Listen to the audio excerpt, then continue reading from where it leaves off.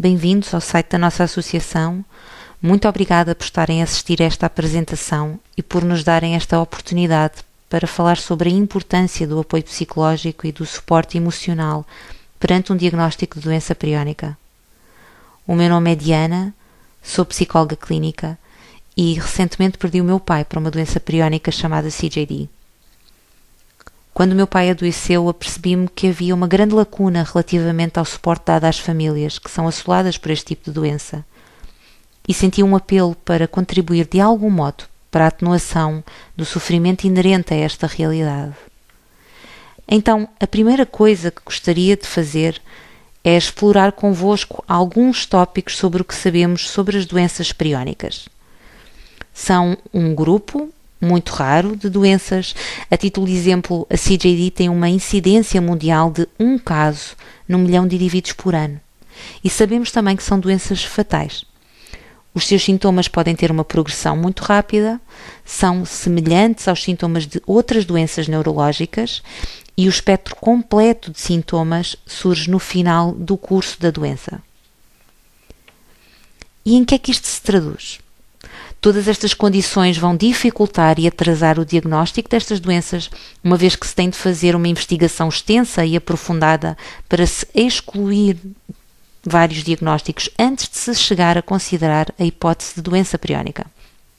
A título de exemplo, em 2020 estes autores analisaram retrospectivamente 104 casos de pacientes com CJD esporádica e verificaram que em aproximadamente 56,7% dos pacientes incluídos neste estudo foram diagnosticados erradamente com outras doenças, como encefalite viral, ansiedade, depressão, AVC, entre outras. Entre as causas para estes erros no diagnóstico, os autores apontam a falta de compreensão sobre a doença, especialmente nos serviços de saúde primários, devido à baixa incidência da doença, e o facto de os primeiros sintomas da CJD esporádica não serem particularmente típicos. Se dermos um salto um pouco mais atrás na linha do tempo, verificamos que já em 2012, Patterson e colaboradores, ao analisarem os registros médicos de 97 pacientes com CJD esporádica, reportaram que, em conjunto, estes pacientes receberam no total 373 diagnósticos alternativos antes do possível diagnóstico de CJD. Isto dá uma média de aproximadamente 4 diagnósticos por sujeito. Um outro dado também muito relevante é que a média de tempo ocorrido entre o início dos sintomas e o diagnóstico foi de aproximadamente 8 meses. Segundo estes autores, isto corresponderia a uma média de 2/3 do percurso total da doença. E se observarmos os dados que em alguns países nos vão facultando sobre a duração média desta doença em particular, desde o seu início até à idade do falecimento da pessoa, chegamos também aqui a uma conclusão importante. Muitas pessoas são diagnosticadas bastante tarde. Então, o que é que isto significa para as famílias? Nós podemos considerar que existem 2 momentos-chave para a pessoa que padece de uma doença priónica e para a sua família: o pré-diagnóstico e o pós-diagnóstico. Antes do diagnóstico, sentimos um misto de emoções: medo, incerteza, ansiedade, frustração, desamparo, tristeza. O processo diagnóstico é particularmente frustrante para as famílias devido ao tempo que demora e particularmente porque os resultados dos exames vêm constantemente negativos. Na minha experiência pessoal com a doença, esta espera foi particularmente difícil e angustiante. Foi muito complicado lidar com os inúmeros exames que vinham inconclusivos e mais tarde com o fracasso dos tratamentos que foram administrados ao meu pai. Era um erguer e um derrubar de esperanças contínuo. Quando recebemos o diagnóstico, as emoções que já tínhamos intensificam-se e somam-se outras. Sentimos choque, raiva, confusão, culpa, exaustão. Podemos sentir dormência, entrar em negação, sentirmos também que fomos traídos. Um diagnóstico de doença priónica pode trazer um grande leque de emoções, todas completamente normais e expectáveis. Estamos perante uma situação muito traumática. Por outro lado, é também importante que saibamos que todas estas emoções variam muito de um dia para o outro e de pessoa para pessoa. E isto significa que duas pessoas numa mesma situação podem sentir emoções completamente distintas e ter reações também completamente distintas.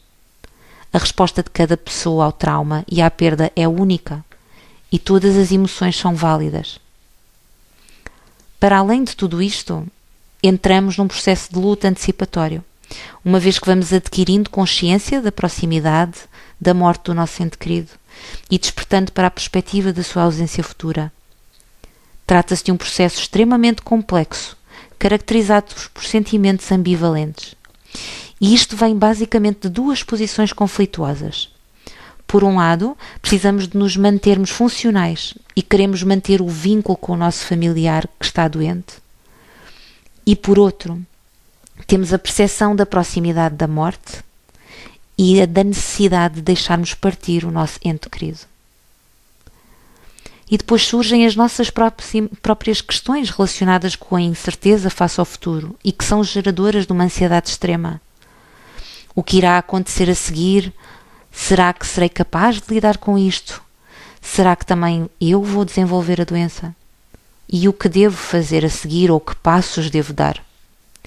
Então, é de extrema importância que os familiares aceitem o mais rapidamente possível a notícia de que o seu ente querido, que até há bem pouco tempo parecia muito saudável, sofre de uma doença terminal e que é uma doença que não tem tratamento, pelo menos até aos dias de hoje.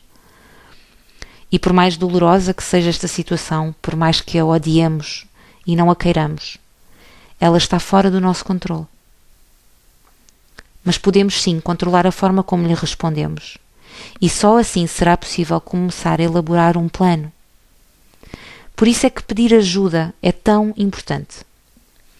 Isto é algo que a maioria de nós odeia, mas a verdade é que nós somos seres sociais e precisamos uns dos outros. Neste momento tão difícil, é importante cuidarmos de nós próprios, compreendermos as nossas necessidades e permitir que os outros nos ajudem. E podemos procurar apoio e orientação de variedíssimas formas. Falando com família e amigos, mas também por vezes sentimos que precisamos de uma ajuda mais especializada. Principalmente quando as emoções são assoberbantes e começam a ter impacto na nossa capacidade de funcionar no dia a dia. E aí recorremos a profissionais de saúde, como é o caso dos psicólogos. O que nós sabemos é que falar abertamente sobre a situação e sobre os vários sentimentos associados é habitualmente benéfico para as pessoas. Existem vários caminhos que podemos percorrer, várias estratégias ou formatos aos quais podemos recorrer, podendo aderir a apenas um deles ou a vários em simultâneo. E dentro das hipóteses existentes, temos a terapia ou acompanhamento psicológico individualizado, os grupos terapêuticos ou ainda o grupo de apoio entre pares. A terapia ou acompanhamento psicológico individualizado envolve falar com um profissional treinado, nomeadamente um psicólogo ou um psicoterapeuta, sobre como nos sentimos e como as nossas emoções se relacionam com os nossos pensamentos e comportamentos. O objetivo deste tipo de terapias é aumentar ou melhorar o bem-estar e a saúde mental das pessoas. Os estudos científicos revelam que a terapia individualizada ajuda na gestão de dificuldades psicológicas como o stress, a ansiedade e a depressão, assim como também auxilia na adaptação para com o diagnóstico de doença e com o processo de luto. Este é um dos objetivos a longo prazo da nossa associação: proporcionar sessões de acompanhamento psicológico individualizado aos nossos associados, articulando sempre que possível também com os recursos existentes na comunidade, centros de saúde, hospitais, clínicas existentes na zona de residência. Um outro recurso existente são os grupos terapêuticos. Trata-se de um processo terapêutico que é realizado em grupo, dinamizado por um ou mais psicólogos, para pessoas que partilham o mesmo tipo de dificuldades. Estes grupos proporcionam um espaço para a partilha de experiências e reflexões sobre diversas temáticas. Internacionalmente, relacionado com as doenças periónicas, existem grupos terapêuticos de apoio virtual para cuidadores de pacientes com CJD ou doenças periónicas, sessões de perguntas e respostas com especialistas sobre doenças periónicas, e ainda grupos e seminários de apoio ao luto. Neste momento sabemos que o Reino Unido está a desenvolver uma estrutura para um grupo terapêutico para pessoas em risco de desenvolver doença priónica. A nossa associação está a tentar articular com os autores para tentarmos de alguma forma replicar estes grupos aqui em Portugal. É algo inovador, que segundo aquilo que sabemos ainda não foi feito até ao momento e por isso irá entrar ainda numa fase experimental. Mas nós estamos a tentar fazer parte do que irá ser desenvolvido e aguardamos por informações dos nossos contactos. Um terceiro recurso são ainda os grupos de apoio entre pares. Tratam-se de reuniões informais de grupo, dinamizadas por um ou mais voluntários, sendo que a grande maioria das pessoas envolvidas no grupo tem uma experiência pessoal com doenças priónicas. É um espaço que serve para ouvir, partilhar e conectar-se com as outras pessoas. Internacionalmente têm sido realizados diversos grupos de apoio entre pares, também com diversas temáticas, e a nossa associação irá iniciar primeiramente com este tipo de grupos, criando encontros online limitados no tempo.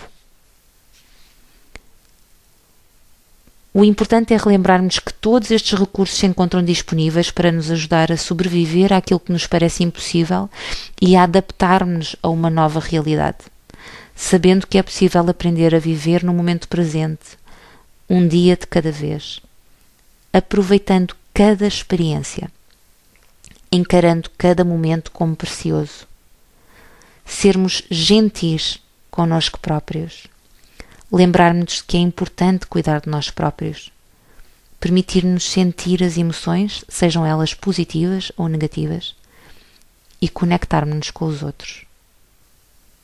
Muito obrigada pela vossa atenção.